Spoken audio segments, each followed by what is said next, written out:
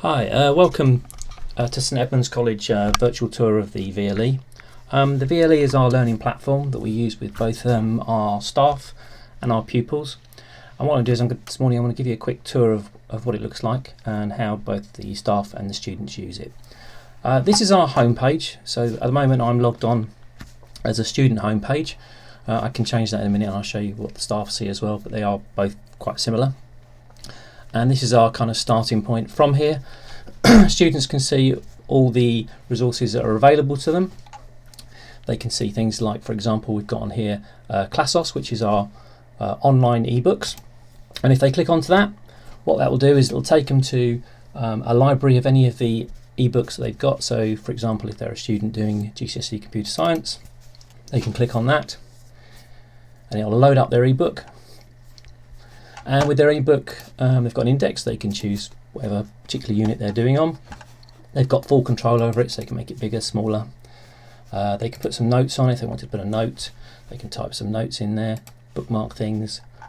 They can make links to particular bits. If they wanted to put a link, something on there, they could link it to an external website.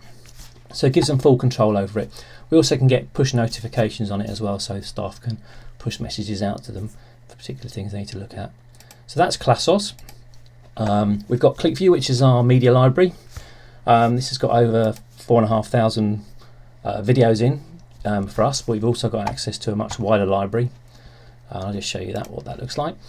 Excuse me. Yeah, so at the moment we've got 4,526 videos in R1, and we've got access to other secondary libraries as well.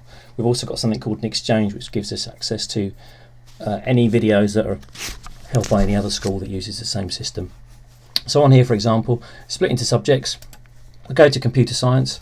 A number of videos. We can search through those. We can look at particular videos. These can be embedded into the VLE, or they could be used in a lesson. You can also clip them, so you could clip them and maybe only use a short snippet. You're also able to make them interactive and see whether or not the students have actually watched the videos, because it gives you a report on how long they watched it for.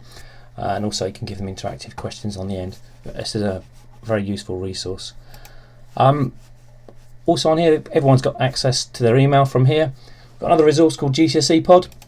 This is another third-party provider that we use around exam time.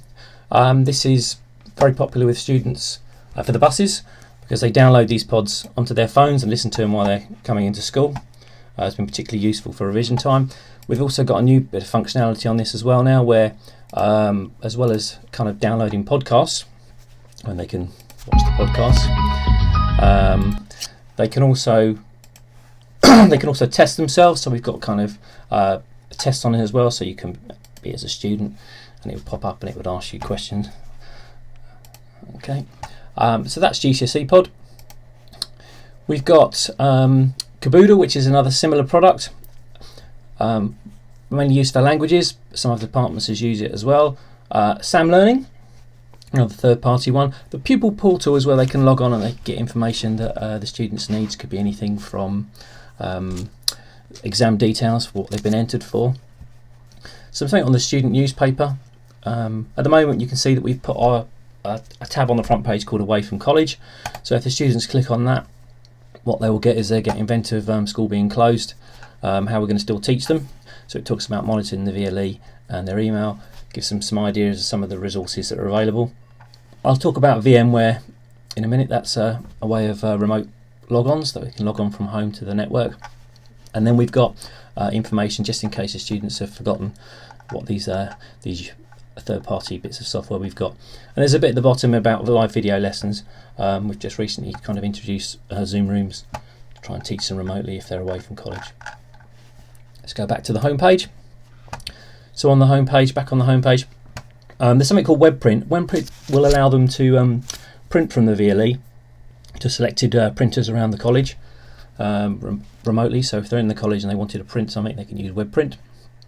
There's information about drama and music lessons that's on there for the students.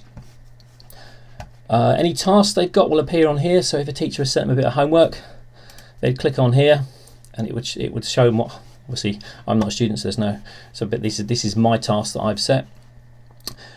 Resources is where all the departments keep all their teaching material that students can access. So if we go, for example, for ICT and computing, so this is all the material from the ICT and computing department, split into various sections.